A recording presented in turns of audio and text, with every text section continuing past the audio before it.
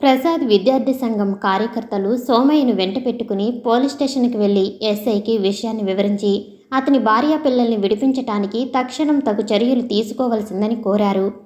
ఇతడు చెప్పేది నిజమని నేనెలా నమ్మేది? తీరా అక్కడికి వెళ్ళిన తర్వాత వారు బంధించబడి ఉన్నట్టు రుజువు కాకపోతే మా కేసు ఫాల్స్ అవుతుంది అన్నాడు. సోమయ్య భార్యా పిల్లల్ని విడిపించటానికి తను సిద్ధంగా లేనట్టు రామలింగేశ్వరరావు. వారు బంధించబడి ఉన్నట్టు అతను చెబుతుంటే నేనెలా నమ్మేదంటారేమిటి?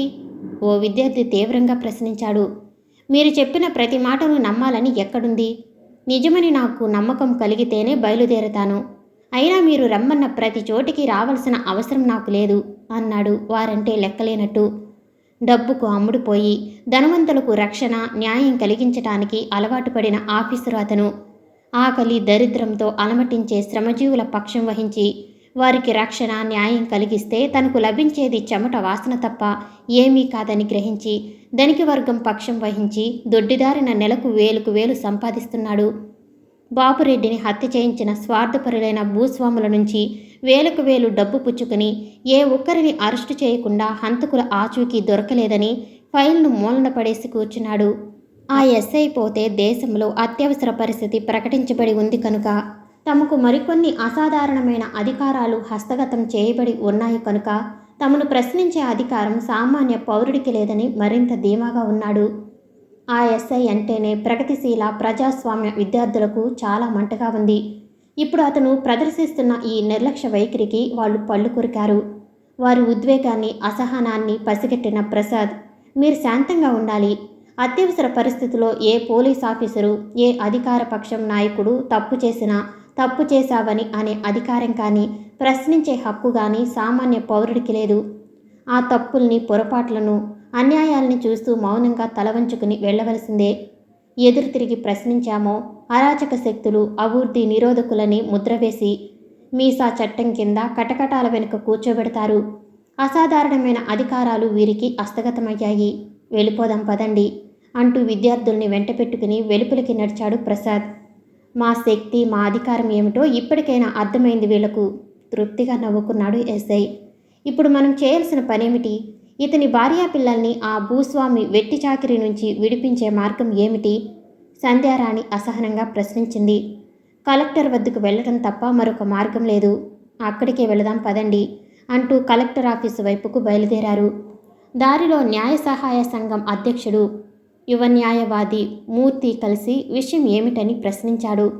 సోమయ్య కథ ఎస్ఐ నిర్లక్ష్యం గురించి చెప్పి ఈ ఎస్ఐ ఇక్కడ ఉండటం నిరుపేదలకు ప్రమాదమే అన్నాడు ప్రసాద్. అవును, ఆ ఎస్ఐ గురించి ఆలోచిస్తున్నాను. ఇతని వలన సామాన్య ప్రజలకు రక్షణ లేదు, న్యాయం జరగదు. ఇతని అండ చూసుకుని భూస్వాములు మరీ పెచ్చు పెరిగిపోతున్నారు. మన ఉద్యమకారుల్ని దొంగచాటుగా హత్య చేయడానికైనా వెనుకాడరు. ఈ ఎస్ఐని ఇక్కడి నుంచి మార్పించే ప్రయత్నం చేయాలి. ప్రస్తుత చట్టాల వలన శాసనాల వలన సామాన్య ప్రజలకు నిరుపేదలకు ఎలాంటి ప్రయోజనాలు కలగకుండా అడ్డు వస్తున్నాడని ఐజీకి ముఖ్యమంత్రికి మెమోరాండాలు పంపించి వెంటనే ఇక్కడి నుంచి ట్రాన్స్ఫర్ చేయమని కోరాలి. ఆ తతంగం నేను పూర్తి చేస్తాను. మీరు కలెక్టర్ వద్దకు వెళ్ళి వీలైనంత త్వరితగతిన కలెక్టర్ను వెంట పెట్టుకుని అక్కడికి వెళ్లేలా చూడాలి. ఆలస్యమైన కలెక్టర్ వస్తున్నాడని ఆ రమణప్పకు తెలిసినా అతని భార్యాపిల్లల ఆచూకీ కూడా దొరకకుండా చేస్తాడు. మనం తప్పుడు సమాచారం ఇచ్చినట్టు కలెక్టర్ భావిస్తే ఇహ ఎస్ఐకి పట్టాపగ్గాలుండవు అన్నాడు మూర్తి. విషయం విన్న కలెక్టరు తన వెంట బయలుదేరటానికి రెడీగా ఉండవలసిందని ఎస్ఐకి ఫోన్ చేసి జీపు ఎక్కాడు. సోమయ్యను ప్రసాద్ను మరి ఇద్దరు విద్యార్థుల్ని తనతో పాటు జీపులో ఎక్కించుకున్నాడు. జీపు పోలీస్ స్టేషన్ ముందుకు రాగానే ఎస్ఐ వచ్చి కలెక్టర్ గారికి ఓ నమస్కారం చేసి జీపులో కూర్చున్నాడు. సోమయ్య చూపించిన మార్గాన మహావేగంగా పయనించిన జీపు అర్ధగంటలో రమణప్ప ఇంటి ముందాగింది. సోమయ్యను కలెక్టర్ను ఎస్ఐని చూసిన రమణప్ప నిలువు గుడ్లేస్తే సోమయ్యల నిర్బంధ చాకరీలో మగ్గుతున్న మరికొంతమంది ధైర్యంగా ముందుకు వచ్చి సోమయ్య భార్య పిల్లలు బంధించబడి ఉన్న ఇంటిని చూపించారు. తలుపు పగలగొట్టి వాళ్లు ప్రవేశించేటప్పటికీ గాలి కూడా సరిగా రాని చీకటి గదిలో సోమయ్య భార్య పిల్లలు బంధించబడి ఉన్నారు. విద్యార్థి సంఘం కార్యకర్తలు వారి కట్లు విప్పి వారిని వెలుపలికి తీసుకొచ్చారు. 4 నెలల గర్భిణీ స్త్రీ అయిన సోమయ్య భార్య ఆహార లోపం వలన హింస వలన అనారోగ్యంతో బాధపడుతుంది. పెద్దవాడు చర్మం డోక్కుపోయి జ్వరంతో బాధపడుతున్నాడు. మోచేతుల మోకాళ్ల చర్మం పూర్తిగా తొలగిపోయి రక్తపు మరకలు కనిపిస్తున్నాయి. సోమయ్య పారిపోవటంతో ఆ కోపాన్ని పెద్ద కుమారుడి మీద ప్రదర్శించాడు రమణప్ప. గుర్రానికి కట్టి నడి బజారులో ఈడ్పించి చీకటి కొట్లో బంధించాడు. రమణప్ప చేసిన దుశ్చర్యలను దౌర్జన్యాలకు కలెక్టర్ పళ్ళు పటపటా కొరికాడు. ఇంకా చూస్తూ నిల్చున్నావేం? ఇన్ని దుర్మార్గాలు చేసిన ఇతన్ని అరెస్టు చేయక అన్నాడు ఎస్ఐ వైపు కోపంగా చూస్తూ. గత్యంతరం లేని ఎస్ఐ రమణప్పను అరెస్టు చేశాడు. ఈ ఊళ్ళో మేం బ్రతకలేం దొరా, ఇంకెక్కడికైనా వెళ్ళిపోతాం అన్నాడు సోమయ్య దీనంగా. ఉండటానికి స్థలం, బ్యాంకు ద్వారా రుణ సహాయం ఇప్పిస్తానని కలెక్టర్ వాగ్దానం చేసి ప్రస్తుతానికి వారికి రక్షణ, భోజన సౌకర్యాలు కలిగించే ఏర్పాట్లు చూడమని ప్రగతిశీల ప్రజాస్వామ్య విద్యార్థి బృందానికి చెప్పి కలెక్టర్ వెళ్ళిపోయాడు. సోమయ్యను, అతని కుటుంబాన్ని తమ వెంట జగిత్యాలకు తీసుకుని వచ్చారు విద్యార్థి సంఘం కార్యకర్తలు. వారు జగిత్యాల చేరుకునేటప్పటికీ రాత్రి 10 గంటలైంది. సోమయ్య భార్య విపరీతమైన కడుపు నొప్పితో మెలితిరిగిపోసాగింది. దారిలోనే మార్గమధ్యలో ఆమెను ఓదార్చుతూ డాక్టర్కు చూపిస్తామని ధైర్యం చెబుతూ అలాగే తీసుకొచ్చారు.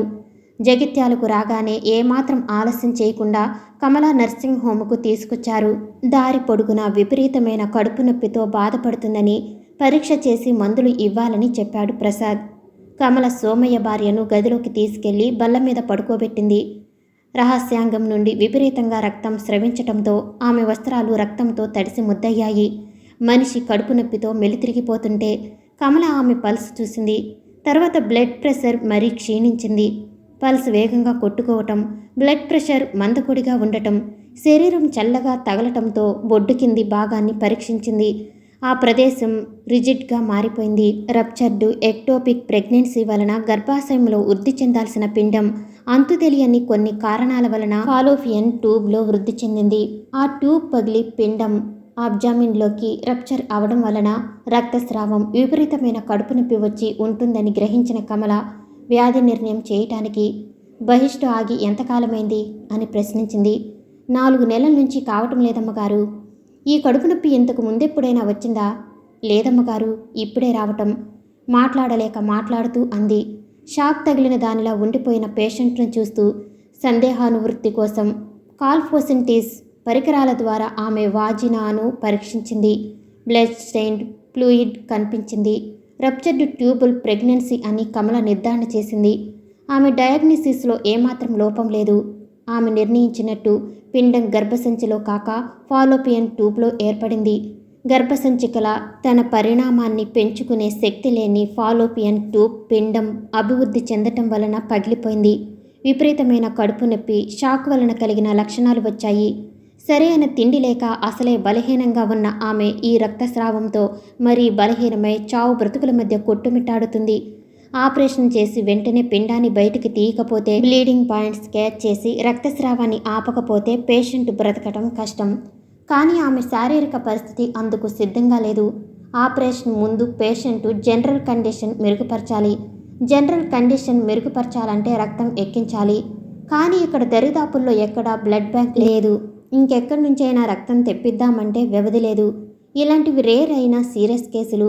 డయాగ్నోసిస్, ట్రీట్మెంట్ అంతా వీలైనంత శీఘ్రగతిన జరగాలి. అప్పుడే ప్రయోజనం ఉంటుంది. లేకపోతే ఎలాంటి ఫలితము ఉండదు.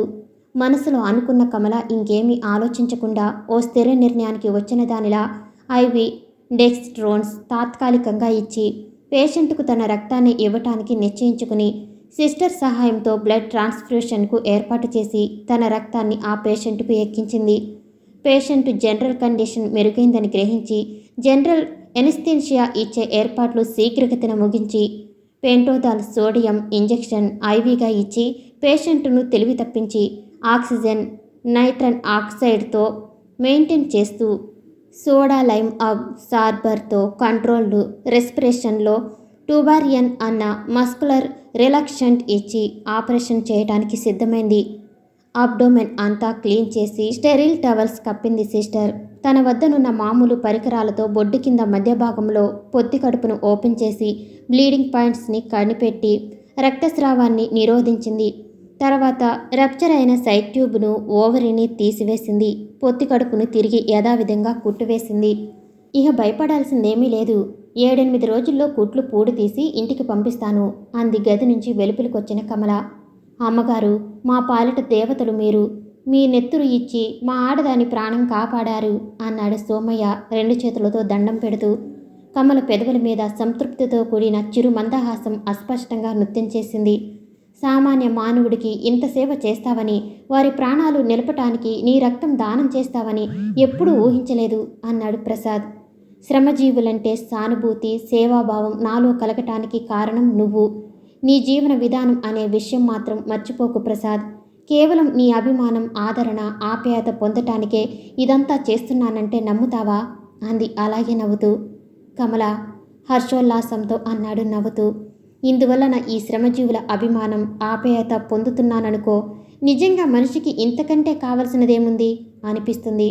డబ్బు గుంజి ఈ చికిత్స చేసినా, రక్తం దానం చేసి ప్రాణం నిలబెట్టినా ఇంత అభిమానం పొందగలుగుతానా అంటూ కుర్చీలో కూర్చుంది.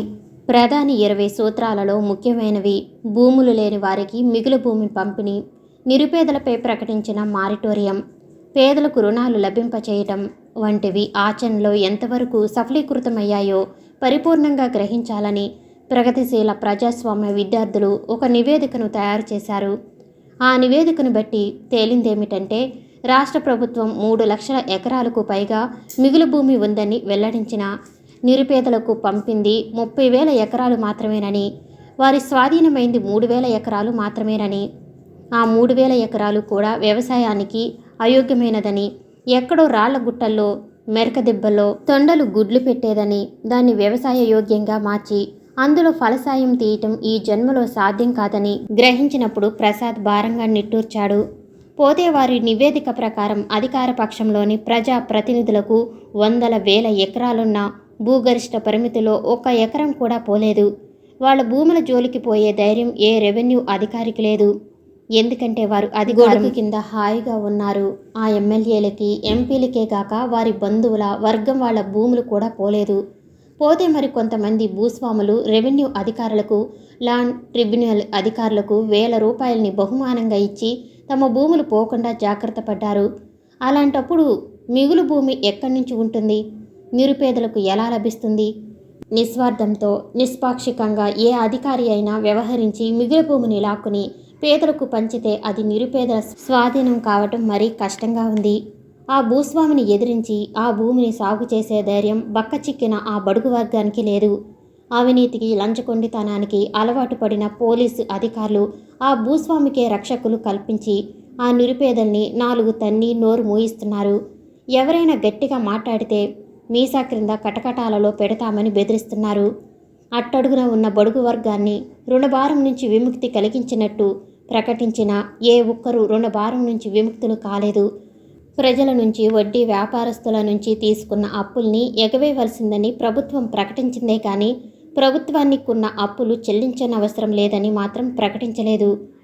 విచారకరమైన విషయం మరొకటి ఏమిటంటే 3 సంవత్సరాల క్రితం వర్షాలు లేక, వంటలు పండక తెలంగాణ ప్రాంతంలో భయంకరమైన కరువు తాండవ నృత్యం చేసినప్పుడు రాష్ట్ర ప్రభుత్వం బడుగు వర్గాల వారికి కరువు భత్యం కింద ఒక్కొక్క కుటుంబానికి ₹25-50 చొప్పున ఇచ్చి తిరిగి ఆ ₹25-50 నిర్బంధంగా వసూలు చేసింది. యజమానుల నుంచి లేక వడ్డీ వ్యాపారస్తుల నుంచి తీసుకున్న అప్పును ఎగ్గొట్టమని ప్రభుత్వం ఉత్తర్వులు జారీ చేసిన నీతి నిజాయితీ గల శ్రామిక వర్గంలో అధిక సంఖ్యాకులు అప్పులు తీర్చటానికే నిర్ణయించుకుని తమ శ్రమతో అప్పులు తీర్చారు. తీర్చలేని వాళ్ళు తమ పిల్లల్ని పనిలో పెట్టారు. పోతే అప్పులు తీర్చకుండా ఉందామని కొంతమంది అనుకున్నా అందుకు ప్రభుత్వ సహాయ సహకారాలు లేక తీర్చటానికే అంగీకరించారు. అధికార పక్షంలోని ప్రజా ప్రతినిధులు, ప్రభుత్వాధికారులు, పోలీసు అధికారులు వడ్డీ వ్యాపారస్తులకు, భూస్వాములకు అండదండలుగా నిల్చున్నప్పుడు బక్కచిక్కిన బడుగు వర్గం ఏం చేస్తుంది? తీసుకున్న అప్పుల్ని ఎలా ఎగ్గొడుతుంది? వడ్డీ వ్యాపారస్తుల కబంధ హస్తాలలో శ్రామిక వర్గం నలిగిపోకుండా సహకార బ్యాంకుల ద్వారా రుణ సౌకర్యాలు కలిగిస్తాము అన్నది కేవలం రేడియో వార్తలు, పత్రికా ప్రకటనలు, వేదికలనెక్కి చేసిన శుష్క వాగ్దానాలు తప్ప ఆచరణలో మాత్రం అమలు కాలేదు. ఎలాంటి షూరిటీ, సెక్యూరిటీ లేకుండా నిరుపేదలకు ఏ బ్యాంక్ మాత్రం రుణమిస్తుంది? అర్థం లేని మారిటోరియం ప్రకటించటంతో నిరుపేదకు ₹10 అప్పు పుట్టడం గగనమై వారి పరిస్థితి మరింత అధ్వానంగా తయారైంది. వాస్తవిక పరిస్థితుల్ని, ప్రగతిశీల ప్రజాస్వామ్య విద్యార్థుల సర్వేలో వెల్లడైన విషయాల్ని అవగాహన చేసుకున్న తర్వాత ప్రధాని ప్రకటించిన 20 సూత్రాలు కేవలం గాలి కబుర్లు, పత్రికా ప్రకటనలు, అజ్ఞానులు, అక్షరజ్ఞాన శూన్యులు అయిన ప్రజల్ని మోసం చేసి నమ్మించటానికి చేసే నాయకుల వాగ్దానాలు తప్ప మరేమీ కావని ప్రసాద్ గ్రహించాడు.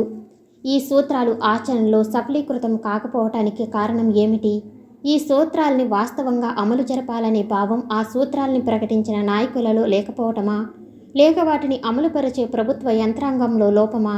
ఒకవేళ ఈ లోపం ప్రభుత్వ యంత్రాంగానిదే అయితే ఆ యంత్రాంగాన్ని శాసించే దేశ నాయకులు ఏం చేస్తున్నట్టు? అసమర్థతతో చూస్తూ ఊరుకున్నారా? అధికారం అంగబలం ఉందని ఆచరణ యోగ్యం కానీ నిర్మాణాత్మకమైన రూపురేఖలు దిద్దుకోలేని సూత్రాల్ని మంత్రాలు వల్లించినట్టు వల్లించటంలో అర్థమేముంది? అమాయకులు, అక్షరజ్ఞాన శూన్యులు అయిన ప్రజల్ని మోసం చేయటం తప్ప. పేద ప్రజల అభ్యున్నతి కోసం మాత్రమేనని 20 సూత్రాలు ప్రకటించి అదే పనిగా ఆకాశవాణి ద్వారా వల్లిస్తుంటే ఆమె గారి పుత్రరత్నం 5 సూత్రాల్ని ప్రకటించారు. ఇహ దేశంలో ఆ మాత్రం సూత్రాల్ని కనిపెట్టి ప్రకటించే మేధావులు లేనట్టు పేద ప్రజల అభ్యున్నతికి అంతకంటే ఉన్నతమైన ఆచరణ యోగ్యమైన సూత్రాల్ని కనిపెట్టే మేధావులు ఈ దేశంలో ఎంతోమంది ఉన్నారు నిజం చెప్పాల్సి వస్తే. కానీ వాళ్ళ నోళ్ళు నొక్కుబడి ఉన్నాయి. ఆమె అధికారానికి భయపడి బానిసల్లా బ్రతుకుతున్న రేడియో ఉద్యోగులు కిక్కురుమనకుండా వాటిని అదే పనిగా ప్రసారం చేస్తున్నారు. పత్రికా రచయితలు వాటిని ముద్రిస్తున్నారు. నిజం చెప్పాలంటే మామూలు రచయిత, పత్రికా సంపాదకుడు అంతకంటే ఉన్నతమైన సూత్రాల్ని ప్రకటించగలడు. ఆమె అభిమానంతో అధికారం సంపాదించిన ఓ మంత్రి శేఖరుడు ఆ 20 సూత్రాలు భగవద్గీతలా రోజు పారాయణం చేయతగినవి అని అంటే ఆమె అడుగులకు మడుగులొత్తే మరో ప్రబుద్ధుడు బడుగు వర్గం పాలిట వరప్రసాదం లాంటివన్నాడు. వారి పొగడ్తలు విన్న సామాన్య ప్రజలు నిజమేనని భ్రమిసి లేనిపోని ఆశలు పెట్టుకుని కళ్ళు కాయలు కాచేలా ఎదురుచూసి చివరకు నిరాశ నిస్పృహలతో నీరసించిపోయారు. ప్రధాని 20 సూత్రాలు భగవద్గీతతో సమానమని, బడుగు వర్గాలకు వరప్రసాదం లాంటివని అన్నా ఆమె పరిపాలనలో భారతదేశం స్వర్ణయుగాన్ని చవిచూసిందని ఏ ప్రబుద్ధుడు, ఏ మూర్ఖుడు అననందుకు నిజంగా మనం సంతోషించాలి. అడుగులకు మడుగులొత్తే ఈ తొత్తులకు ఆ ఊహ రాకపోవటం ఒక విధంగా ఆశ్చర్యమే. వచ్చి ఉంటే నిస్సంకోచంగా అని ఉండేవాళ్ళు. కేవలం ఆమె అభిమానంతో, కటాక్షంతో అధికారంలో ఉన్న కొంతమంది ఆమెను, ఆమె సూత్రాలనే కాక ఆమె కుమారుడు కనిపెట్టిన 5 సూత్రాల్ని తెగ పొగిడి తమ అధికారాన్ని సుస్థిరం చేసుకున్నారు. అయితే ఏ రాజకీయ నాయకులు కొందరిని కొంతకాలం మాత్రమే మోసం చేయగలరు కానీ అందరినీ అన్ని కాలాల్లోనూ మోసం చేయలేరన్నది జగమెరిగిన సత్యం. రాజకీయంగా తన ప్రభావాన్ని పెంచుకోవటానికి, తన స్థానాన్ని సుస్థిరం చేసుకోవటానికి ఒకనాడు గరీబీ హఠావో అన్న నినాదంతో అమాయకులైన దేశ ప్రజల్ని నమ్మించి అత్యధిక మెజారిటీతో గెలిచిన ప్రధాని 20 సూత్రాలను ప్రకటించింది.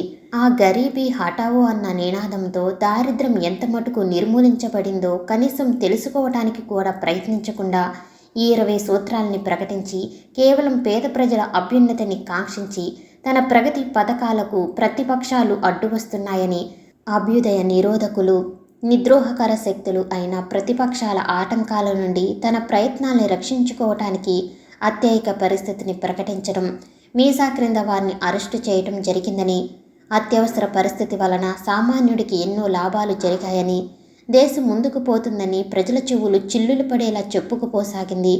నేతి బీరకాయలో నెయ్యి ఉండటం ఎంతో ఆమె సోషలిజంలో సోషలిజము అంతే ఉందని, ఈ అత్యయిక పరిస్థితి ఈ 20 సూత్రాలు తన పదవిని సుస్థిరం చేసుకోవటానికే గాని పేద ప్రజల్ని ఉద్ధరించటానికి కాదని స్వతహాగా ఆలోచించగల జ్ఞానం, రాజకీయ పరిజ్ఞానం ఉన్న ప్రతి ఒక్కరూ గ్రహించారు.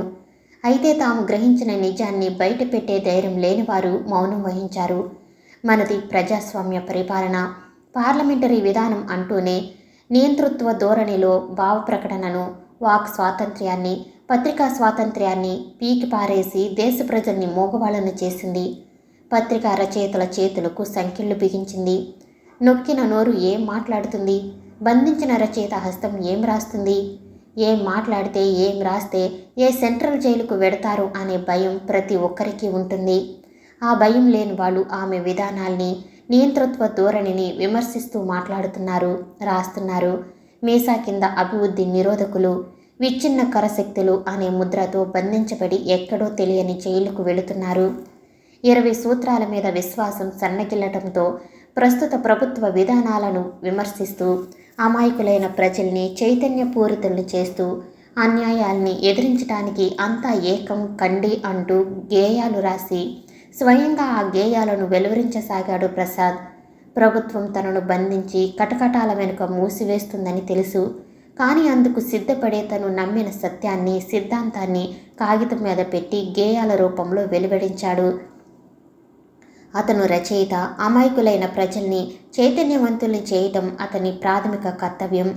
చీకటి తెరల చాటునున్న పచ్చి నిజాల్ని, మోసాల్ని స్పష్టంగా అర్థమయ్యేలా చెప్పటం దేశానికి, ప్రజలకు మేలు చేయటమే అవుతుంది.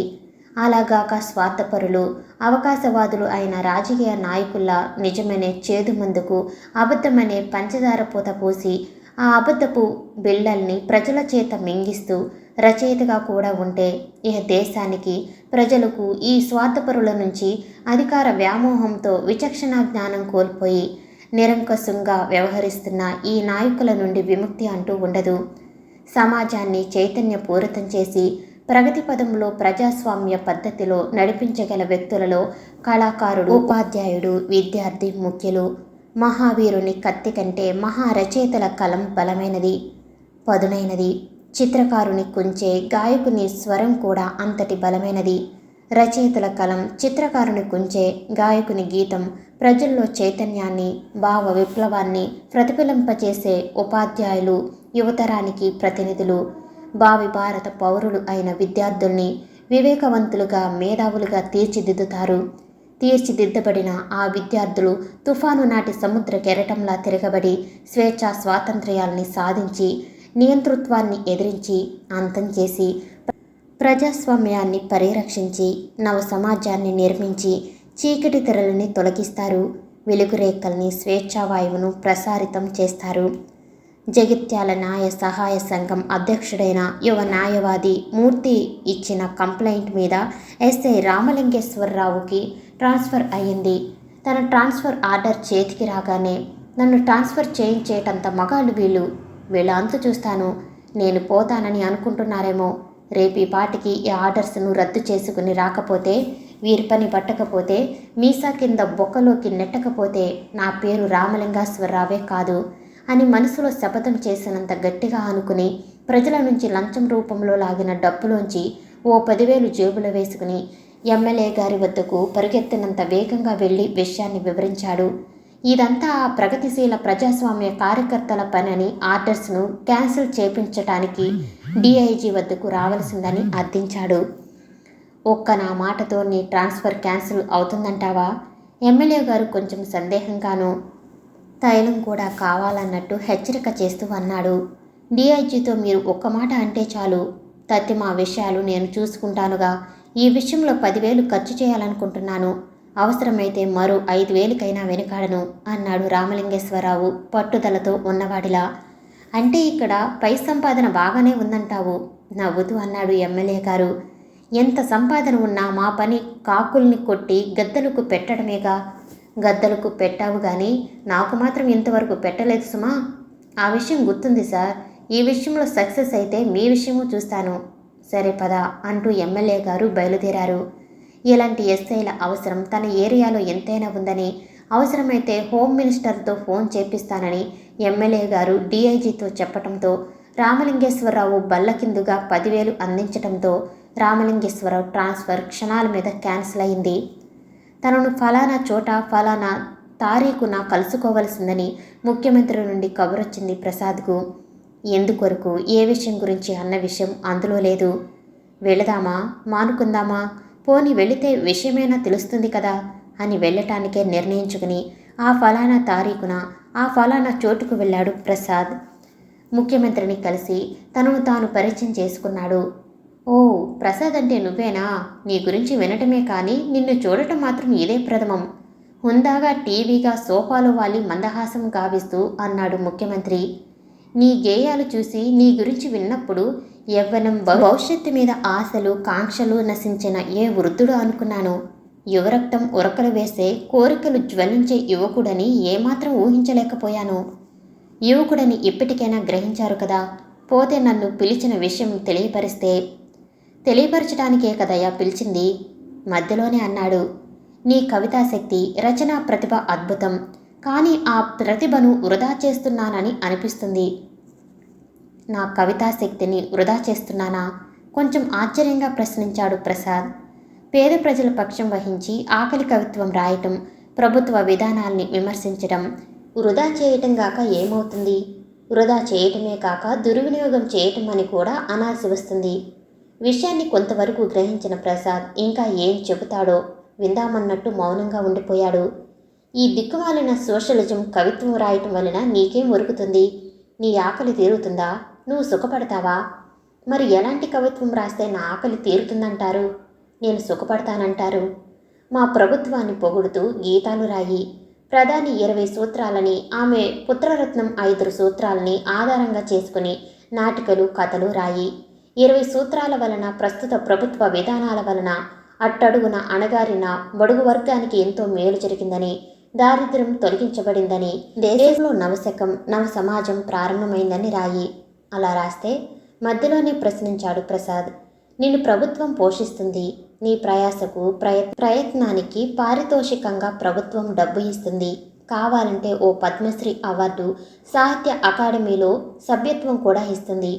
డబ్బుకు అమ్ముడిపోయి పద్మశ్రీ బిరుదులకు ఆశపడి ఆత్మవంచన చేసుకుంటూ నేను నమ్మని విధానాలను శ్లాఘిస్తూ అమాయకులు, అజ్ఞానులు అయిన ప్రజల్ని మోసం చేస్తూ రాయటానికి నా అంతరాత్మ అంగీకరించదు. అసత్యపు బాగా ప్రచారానికి ఎవరు పూనుకున్నా పర్వాలేదు, కానీ రచయిత, కవి అయిన వాడు పూనుకుంటే ఆ రచయితను, ఆ కవిని ఈ ప్రజలు, యువతరం ఎన్నటికీ క్షమించదు. మా విధానాలను శాఖిస్తూ ఇప్పుడు రాస్తున్న రచయితలు ఎంతమంది లేరంటావు? డబ్బుకు, ప్రభుత్వానికి అమ్ముడుపోయి రాస్తున్నారనే విషయం అందరికీ తెలుసు. దాచేస్తే దాగని సత్యం ఇది.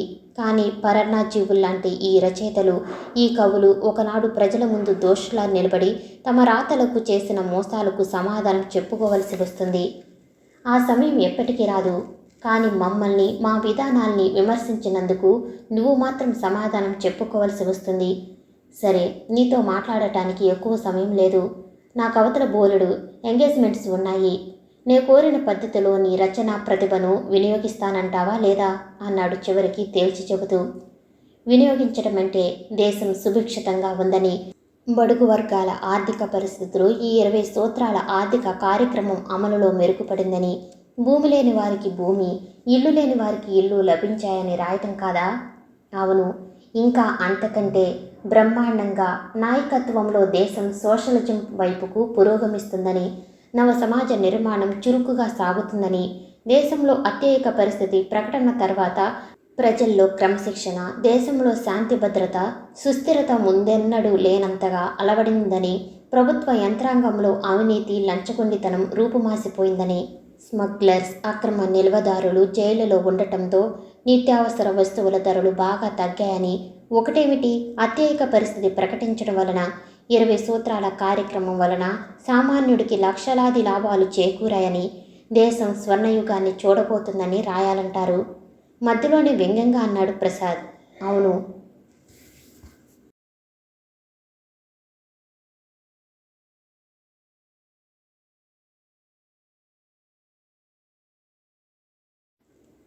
ఈ పరిపాలన దేశానికి స్వర్ణయుగమని ఇంత మటుకు ఎవరూ అనలేదు.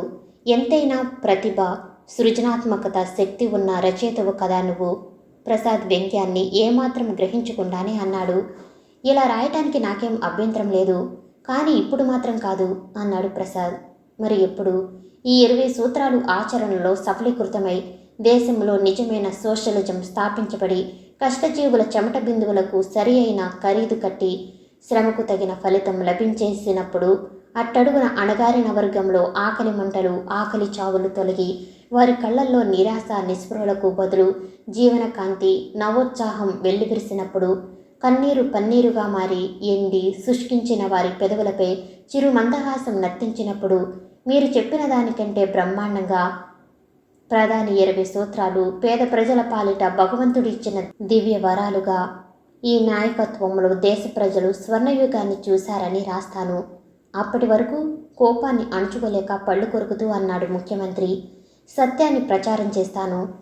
అమాయకులు అక్షర జ్ఞాన శూన్యులు అయిన ప్రజల్ని చైతన్యవంతులు చేసి ఈ అబద్ధపు బాగా ప్రచారం వెనుక ఉన్న దగాను మోసాన్ని గ్రహించేలా చేస్తాను.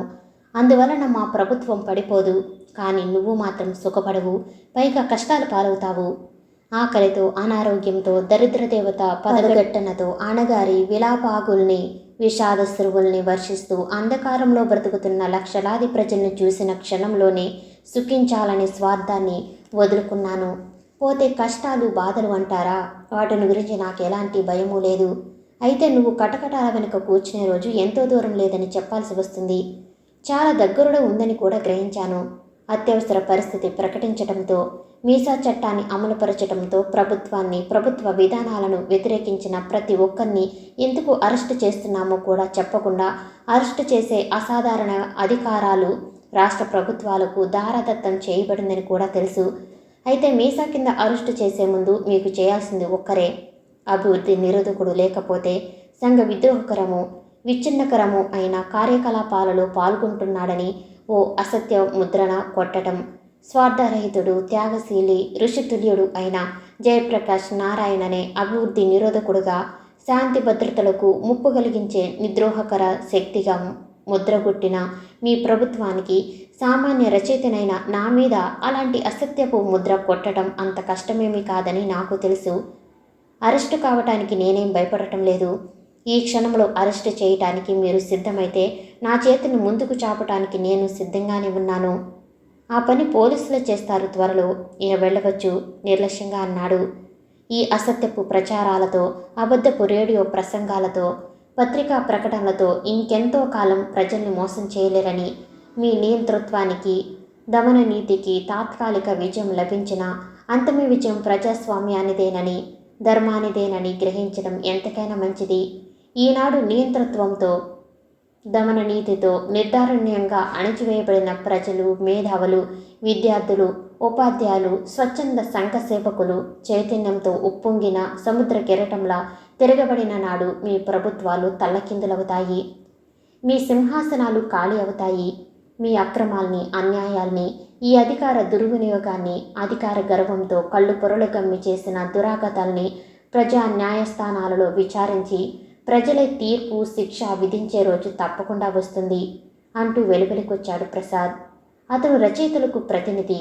అంటే డబ్బుకు, ప్రభుత్వానికి అమ్ముడుపోయి బిరుదులకు, సాహిత్య అకాడమీలు ఇచ్చే బహుమతులకు ఆశపడి ఆత్మవంచన చేసుకుంటూ, ప్రజలను మోసగిస్తూ, ప్రభుత్వాన్ని, వారి విధానాల్ని శ్లాఘిస్తూ కథలు, గేయాలు రాసే పరాన్నా బుక్కుల అయిన రచయితలకు, కవులకు మాత్రం కాదు.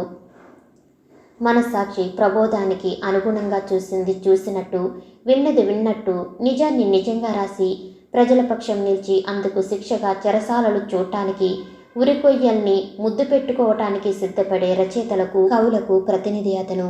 కానీ దేశ ప్రజల దురదృష్టం కొద్దీ డబ్బుకు, ప్రభుత్వానికి అమ్ముడిపోయి ఆత్మవంచన చేసుకుంటూ ప్రజల్ని వంచిస్తూ అబద్ధపు గేయాలతో, అసత్యపు అవాస్తవిక రచనలతో ప్రభుత్వాన్ని శ్లాఘించే, శుద్ధించే రచయితలే అధిక సంఖ్యలో ఉన్నారు. దేశం ఎటుపోతేనేం, ఎవరేమైపోతేనేం అన్నట్టు పద్మశ్రీ బిరుదో లేక డాక్టరేట్ పట్టామో పుచ్చుకుని సాహిత్య అకాడమీలో సభ్యత్వం సంపాదించి ప్రభుత్వం ఇచ్చిన డబ్బుతో ముప్పూట మృషాన్న భోజనం చేస్తూ, తాంబూలం నములుతూ, ఖరీదైన సిగరెట్ పొగ పీలుస్తూ, రోజుకొక మంత్రి గారికి పొగుడుతూ, ఏ మంత్రి సమయానికి దొరక్కపోతే మంత్రిగారి భార్యనో పిల్లలను పొగుడుతూ గేయాలు రాస్తున్నారు.